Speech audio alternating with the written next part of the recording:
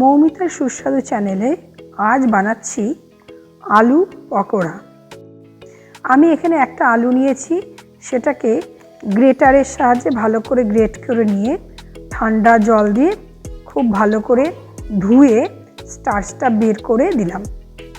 এবার তাতে মেশাচ্ছি নারকেল কোড়া, হলুদ, লবণ, লঙ্কা কুচি, চালের গুঁড়ো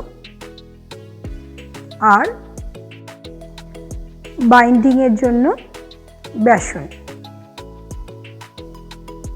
সবগুলো দিয়ে ভালো করে মেখে নেব।